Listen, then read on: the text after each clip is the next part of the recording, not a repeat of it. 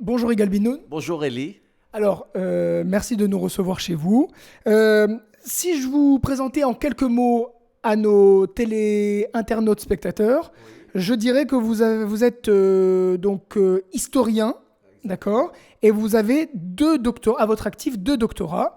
Donc, l'histoire des relations secrètes israélo-marocaines et un doctorat d'historiographie de la Bible. oui, ça veut dire comment les textes de la Bible ont été rédigés à plusieurs époques et c'est un des thèmes principaux. Et en plus, il y a le côté culte, qu'il y avait dans le royaume d'Israël et le royaume de Juda. Ce sont les thèmes qu'on retrouve dans ce livre. Alors, vous êtes israélien, d'accord? Mais les Français peuvent vous connaître ou alors pourraient vous avoir croisé à la Sorbonne puisque vous avez enseigné à la Sorbonne. Non, j'ai fait des études aussi bien à Paris 8 qu'à l'école pratique des hautes études et j'ai enseigné aussi à Paris 8. Alors, à Paris 8, vous enseignez surtout sur le thème du Maroc, c'est ça? Exactement, ça veut dire les relations entre le Maroc et Israël. Donc, votre actualité aujourd'hui, c'est que en Israël, vous sortez un livre. Bon, c'est en hébreu, c'est pour les hébréophones qui nous regardent, mais peut-être va-t-il sortir prochainement en français. En tout cas, c'est un livre qui s'appelle Une brève histoire de Yahvé. Oui, exactement. Une brève histoire de Yahvé, c'est le nom ce qu'on appelle le tétragramme, les quatre lettres imprononçables dans la tradition juive. Et je l'ai écrit en toutes lettres pour faire comprendre en fait au public que c'est une étude critique du texte de la Bible et non pas une approche traditionnelle du texte. Alors, ce livre, je l'ai, il est là, je l'ai acheté. Il y a une approche assez didactique finalement, avec un hébreu quand même qui est digeste, qui est facile. Exactement, voilà. Tous ceux qui l'ont lu jusqu'à présent m'ont dit qu'on pouvait facilement comprendre de quoi il s'agissait. Alors, ce livre qui s'appelle Kitsur Toldot Yahvé, alors vous prononcez Yahvé parce que c'est comme ça que dans la recherche, on prononce, c'est le nom, c'est le tétragramme, comme vous avez dit, les quatre lettres que les juifs ne prononcent pas par dévotion. Les juifs traditionnels, ça veut dire que dans la recherche, on a l'habitude de prononcer ces quatre lettres en Yahvé. À l'époque, on disait par exemple Jéhovah, mais dans la recherche, on est arrivé, on ne va pas rentrer dans tous les détails, on est arrivé à la conclusion que, à l'époque, évidemment, ces quatre lettres n'étaient pas ponctuées, mais on pense que la prononciation qui existait à l'époque, ça devait être Yahvé. À mon avis, je pense qu'on devait le prononcer probablement en Yahwo. Yahwo, comme on prononce par exemple le mot Shlomo. Et comme il y a eu une contraction de deux lettres, c'est devenu Yahoo, tout simplement, comme il existe dans les noms avec théophoriques, comme par exemple Netanyahu ou bien Yehonatan, voilà. Ce nom, c'est un mot intéressant puisqu'il contient en lui-même la forme du verbe être au présent, au passé et au futur. Parce qu'on sait très bien qu'au passé, on dit haya, au présent, on dit hové, et au futur, on dit ihye, et que ce nom, d'accord, yud, he, vav, he, contient les trois formes du verbe être à la troisième personne en un seul mot. Oui, ça veut dire que quand ce nom est apparu, on a vite compris qu'il avait un certain rapport avec la racine être. Mais on ne sait pas exactement comment il y a eu comment on appelle ça, cette métamorphose de la prononciation. Et il y a beaucoup de textes, il y a certains textes dans la Bible où on pose la question: quel est le nom de la divinité? Quel est le nom de ce Dieu dont tu nous parles, par exemple Moïse ou Jacob? Et la réponse est Yahvé, tout simplement pour nous dire, en quelque sorte, le public n'est pas obligé de savoir quelle est l'origine de ce terme, quelle est l'origine de la divinité. Ne vous occupez pas en quelque sorte de ce que c'est quelque chose qui vous dépasse, ce n'est pas à vous d'en faire usage. Et d'en faire usage, c'est en quelque sorte une sorte de critique pour dire: ne faites pas usage du nom de la divinité dans la pratique de la magie. ne vous occupez pas trop du nom de la divinité ni de ses attributs.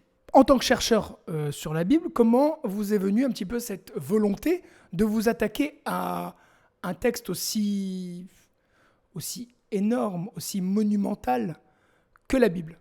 Ben alors, je n'ai traité que les textes qui ont un aspect historique. Ça veut dire que je n'ai pas traité les poèmes ou bien les livres de sagesse ou bien Livre de loi. les livres des lois. Je n'ai traité en quelque sorte que les textes qui ont rapport avec l'histoire de la rédaction des textes de la Bible. Quels sont les textes qui sont les plus anciens, qu'on peut appeler les textes sources, et quels sont les ajouts rédactionnels? Et on essaye dans l'historiographie de faire un départage de ces deux catégories de textes. Alors dans les rédactions qui ont été faites, on peut remarquer plusieurs catégories aussi de rédactions. Il y a des rédactions qui ont été faites par des scribes qui sont affiliés au palais royal d'un côté, et de l'autre, nous avons des textes qui ont été écrits par des scribes, qui ont des affinités avec la prêtrise. Justement, la recherche, globalement, s'accorde à dire que ce seraient les Kohanim, les prêtres, d'accord, les Sadducéens, comme on les appelle peut-être, vous me corrigez si je dis des erreurs, qui auraient écrit la Bible parce que la Bible leur est complètement favorable. C'est un peu ça la thèse générale que supporte en général la recherche aujourd'hui, non? Non, pas du tout. Pas du tout. Il faut laisser les Sadducéens de côté parce que c'est une époque très tardive de l'époque romaine. On parle maintenant de l'époque royale, de l'époque monarchique. Ça veut dire l'époque où il y avait deux royaumes. Un royaume assez riche et développé au nord qui s'appelle le royaume d'Israël et plus au sud le royaume de Juda. Alors d'abord, on a deux catégories de scribes. Il y a les scribes qui viennent du royaume d'Israël et des scribes qui viennent du royaume de Juda. Étant donné qu'il y a deux royaumes, il y a deux traditions. D'accord, il y a des écrivains, des scribes qui vont être plus favorables donc, au royaume d'Israël au nord et des scribes qui vont être beaucoup plus favorables au royaume d'Israël, au royaume de Juda.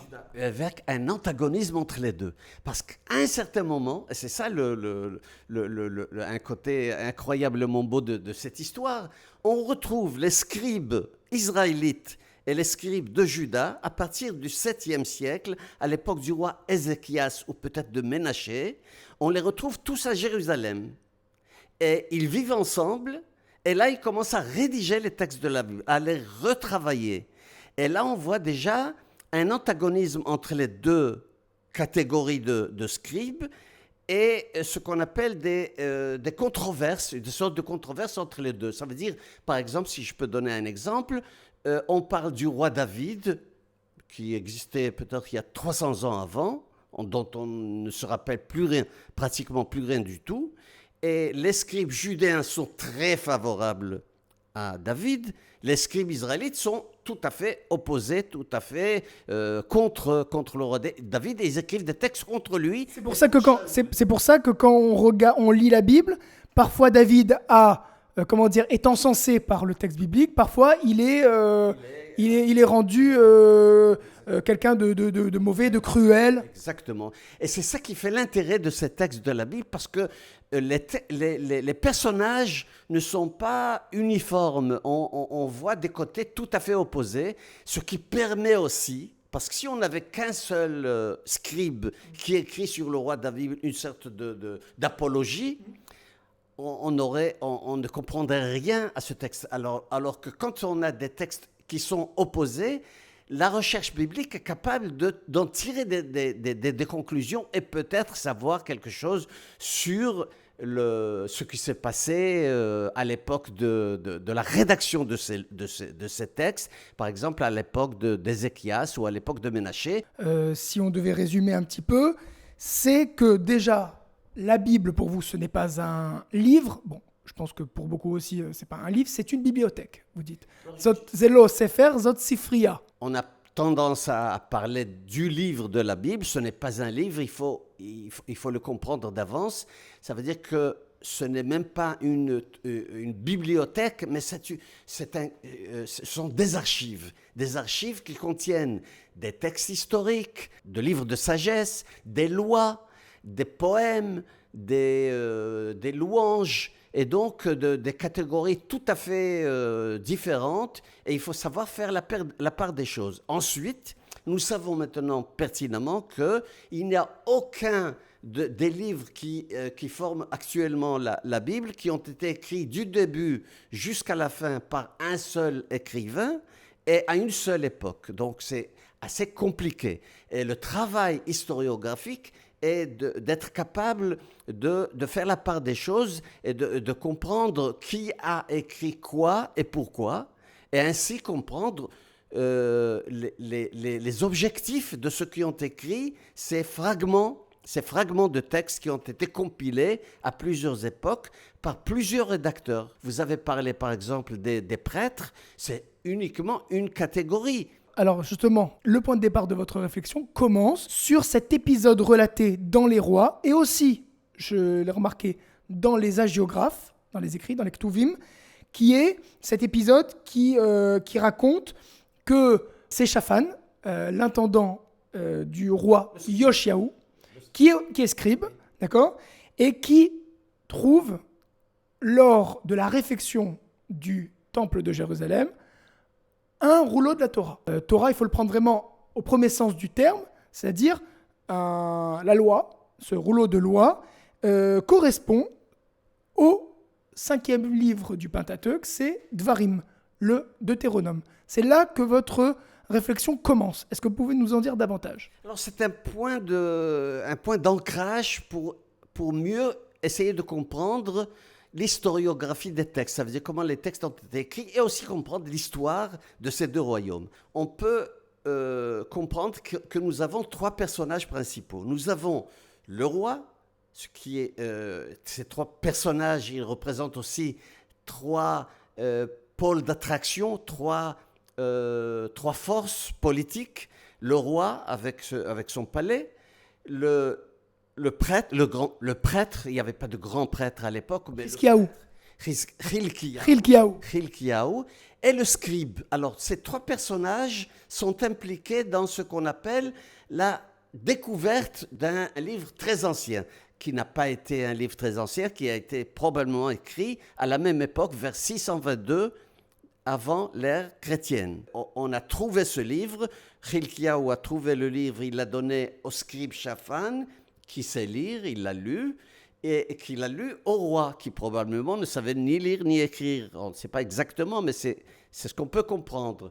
Et donc, on se demande maintenant, on ouvre ce livre du Deutéronome, qui est le premier livre qui a été rédigé du Pentateuque. C'est un mode d'emploi.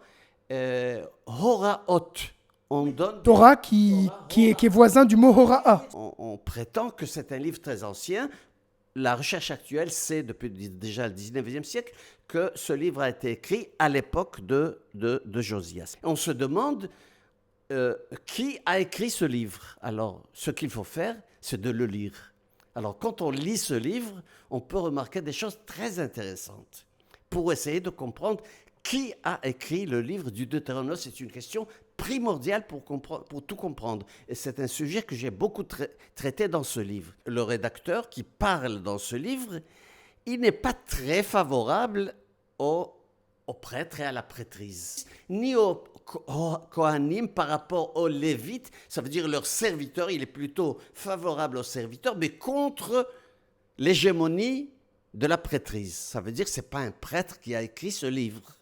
Deuxièmement, on voit qu'il s'oppose à accorder trop de force au roi.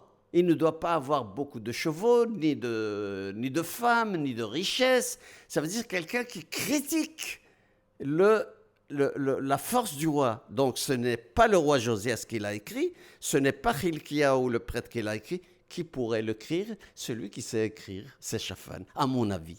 Il a fait en quelque sorte une sorte de coup d'État à l'époque. Et c'est lui en quelque sorte qui régnait dans le royaume de Juda. Pourquoi il régnait? Parce que quand Josias le roi est arrivé au pouvoir... Il était jeune. il n'avait que 7 ans. Et donc, qui pouvait régner quand un enfant, quand un roi avait 7 ans?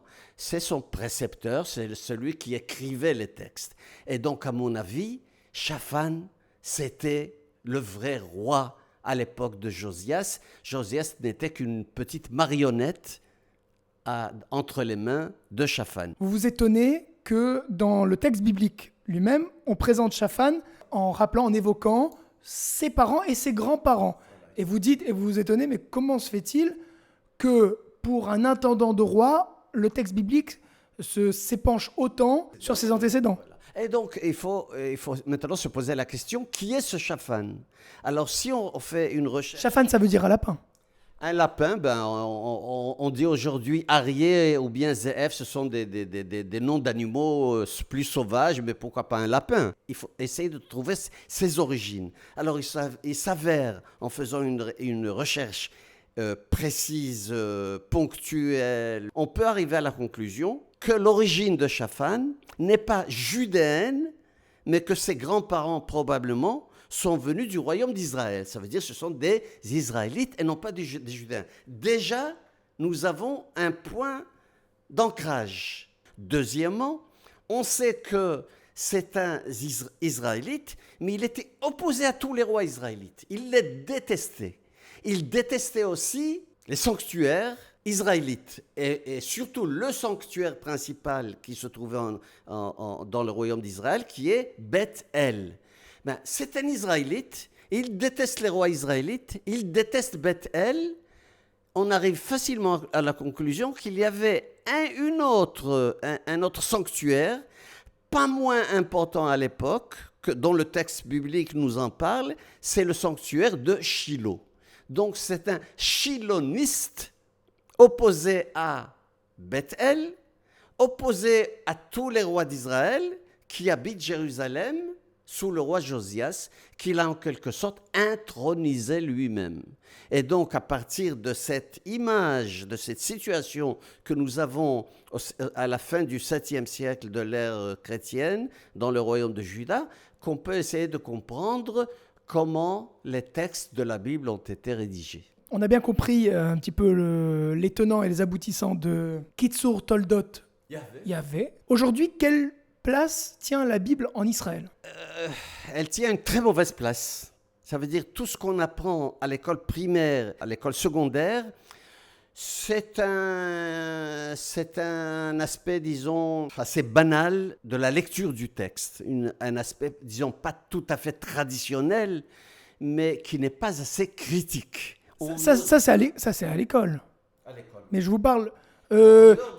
parce que vous êtes invité quand même sur beaucoup de plateaux télé, des plateaux télé aux heures de grande écoute. C'est pas que des émissions culturelles, hein, c'est des émissions même d'actualité. Est-ce qu'en Israël, la Bible est désacralisée? Non, Israël, il y a beaucoup d'Israël. Ça veut dire, il y a, comme je le disais, il y a l'école primaire, l'école secondaire, et il y a les universités. Ça, c'est tout à fait différent. Et il y a le grand public.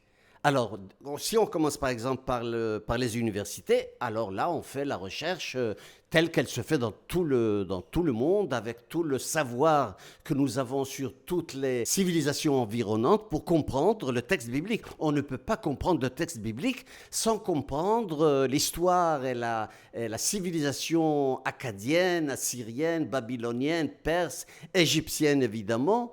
Et là, on fait la recherche avec tous les moyens que nous avons, l'archéologie, l'épigraphie et tout ce que nous savons aujourd'hui. Deuxièmement, il y a le grand public. Alors, le grand public, ça évolue, ça change. À un certain moment, on savait, on lisait le texte de la Bible d'une façon assez banale. Alors qu'aujourd'hui, grâce à la recherche scientifique, à l'évolution de l'étude critique de la Bible, de plus en plus, et aussi, surtout aussi grâce à la télévision, aux journaux et tout ça, on s'approche un peu plus de la recherche, de la recherche critique de la Bible. Et on remarque un certain changement qui existe dans le public. Et la preuve, vous l'avez dit vous-même, Quand on me fait des interviews à la télévision, beaucoup de personnes s'intéressent à ces nouveaux aspects de la Bible qu'on ne soupçonnait pas à l'époque. Et donc, il y a une évolution dans ce domaine, dans le grand public israélien. Est-ce qu'aujourd'hui, on comprend mieux la Bible, selon vous, que des grands comme Rachi ou comme d'autres grands rabbins qui commentaient la Bible? Est-ce qu'aujourd'hui, on comprend mieux la Bible qu'eux?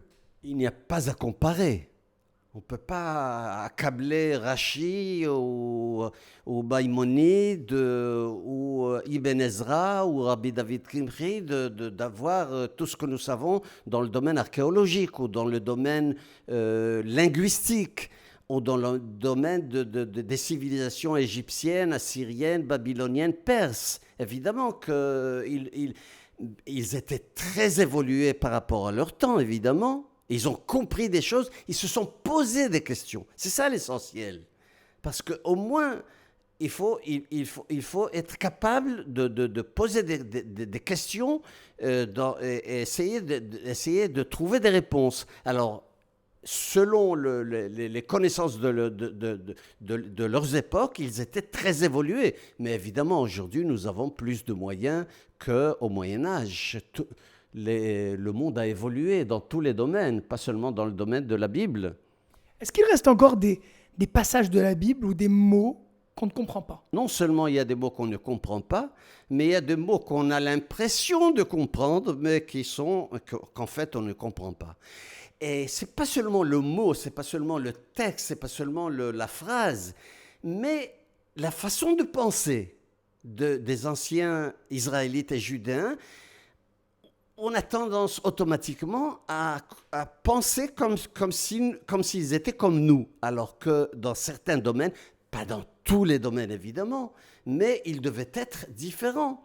Il y a des énigmes qu'on ne comprendra jamais.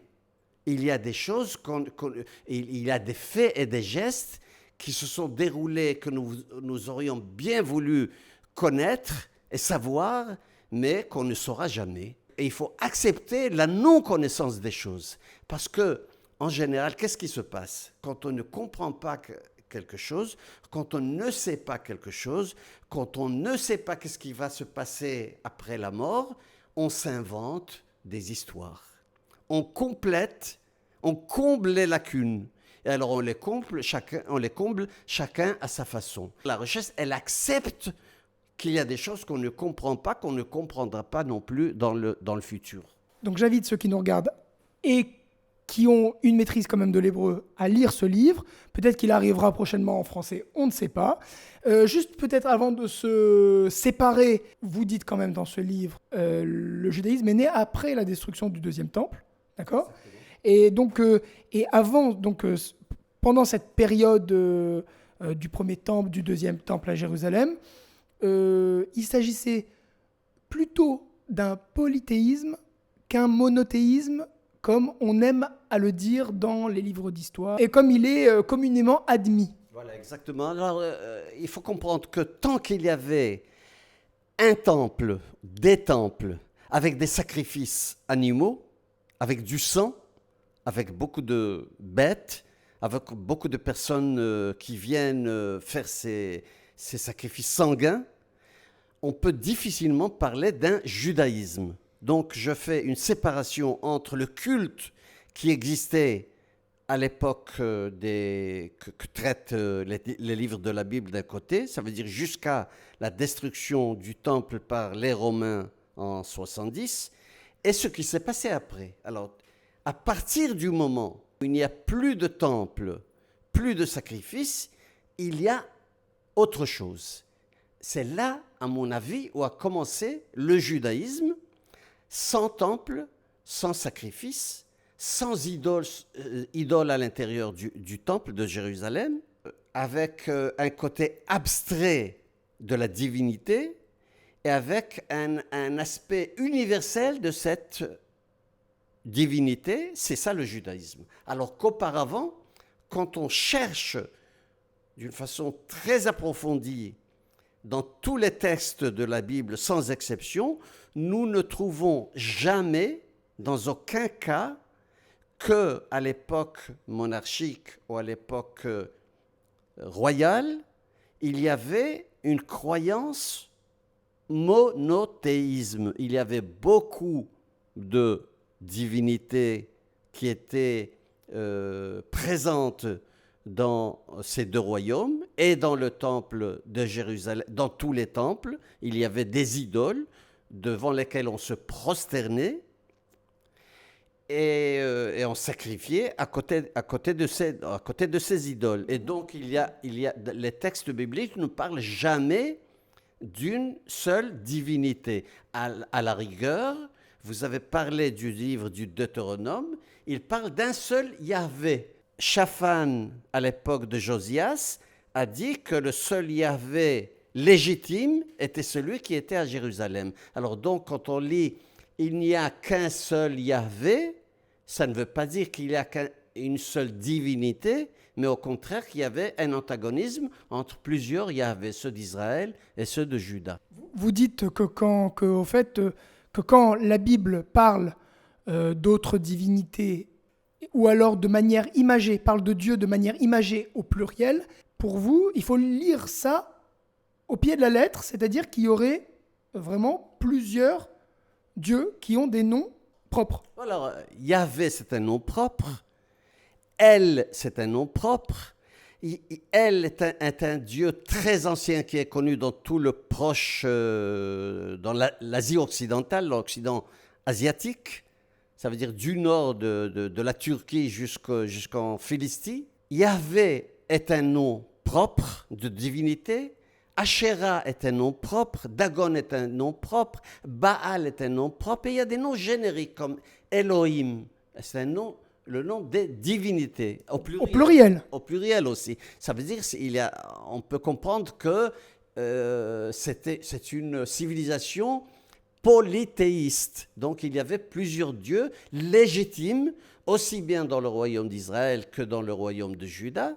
Vous avez parlé de Josias et du livre du Deutéronome. Ce livre, comme vous l'avez dit, est un livre réformiste. Il a essayé d'imposer un seul Yahvé, celui de Jérusalem, et non pas des Yahvé qui se trouvent en dehors de Jérusalem, aussi bien dans le royaume de Juda que surtout dans le royaume d'Israël, qui était l'ennemi du rédacteur du livre du Deutéronome. Il faut comprendre que quand on lit le nom d'une divinité, il s'agit évidemment d'un nom propre, Yahvé, Baal, El, et non pas quand on lit le nom de Elohim, qui est un nom générique de la divinité par excellence. On voit très souvent, enfin pratiquement tout au long de la Bible, que les Bnei Israël, que les Hébreux, on les appelle comme on veut, fautaient sans arrêt. On leur prête une faute d'avodazara, c'est-à-dire d'aller travailler, d'aller adorer d'autres divinités. Oui. D'accord ? Tout au long de la Bible, aussi bien dans le Pentateuque que dans les prophètes ou les hagiographes, il n'y a que ça, que cet aller-retour entre les divinités étrangères, ils se font remonter les bretelles, ils reviennent vers Yahvé. Les divinités étrangères, ils se font remonter les bretelles, ils retournent vers le Dieu Yahvé. Oui, alors ça c'est une critique de celui qui écrit. Ça veut dire quand il dit « n'allez pas adorer d'autres dieux », ce qui prouve qu'en fait ils adoraient plusieurs dieux. Mais le rédacteur réformiste du Deutéronome dit non, il ne faut adorer que Yahvé de Jérusalem. Donc c'est une des preuves qu'il y avait beaucoup de divinités qui étaient adorées dans les deux royaumes. Ensuite, beaucoup d'autres textes très anciens dans la Bible, des poèmes où on parle de l'origine des divinités, on dit que c'est tout à fait légitime que chaque peuple a ses dieux personnels, et le royaume de Juda a ses dieux, et le royaume d'Israël a ses dieux. Donc, c'est quelque chose de très légitime. Ça, c'est la façon primordiale qu'on trouve dans la majeure partie des textes de la Bible. Les plus anciens, vous avez dit. Les plus anciens et les plus légitimes. Ça veut dire, chaque peuple a son propre Dieu ou ses propres dieux. Dans certains textes, on dit, bon, d'accord, toutes les nations, tous les peuples ont leur Dieu, mais le nôtre est parfois meilleur que les autres. Ça, c'est une certaine apologie d'un Dieu qui est le nôtre. Et le grand changement qu'il y a eu, c'est à l'époque perse. Alors, à l'époque, les Perses gouvernaient tout le monde antique.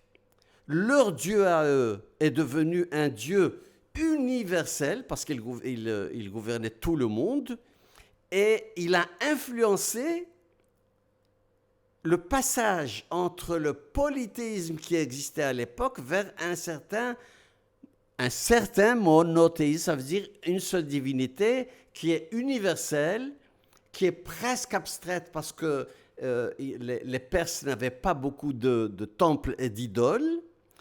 Et ensuite, cette divinité, elle a été, pas imposée, pas du tout, mais elle a été acceptée par tous les royaumes qui étaient vassaux de l'époque perse, y compris le royaume d'Israël et le royaume de Juda. C'est à cette époque que nous avons le terme, par exemple, de El connaît Eretz, elle qui est celui qui a créé tout le monde, qui devient universel. Il reste en quelque sorte le nôtre, mais c'est quand même une évolution. Il devient universel. Il n'y a déjà plus de temples, il n'y a déjà plus d'idoles dans les temples parce que les Perses ne le permettaient pas. Ils permettaient difficilement d'avoir un temple et difficilement de faire des sacrifices et surtout pas des idoles parce que l'idole était un symbole d'une certaine indépendance par rapport à l'Empire. Et donc c'est pratiquement une certaine évolution politique perse qui a transformé le polythéisme en un certain monothéisme qui s'est développé après que tout le monde ancien a abandonné les sacrifices dans les temples, ça veut dire à l'époque judéo-chrétienne, et c'est comme ça qu'est né aussi bien le judaïsme que le christianisme à peu près à la même époque. Kitsur Toldot Yahvé, merci beaucoup Igal Ben Noun, c'était un plaisir, c'était passionnant. Écoutez, j'espère qu'on se reverra peut-être pour un autre livre ou peut-être pour la traduction de celui-ci. Pourquoi pas? Je l'espère beaucoup aussi. À bientôt et merci.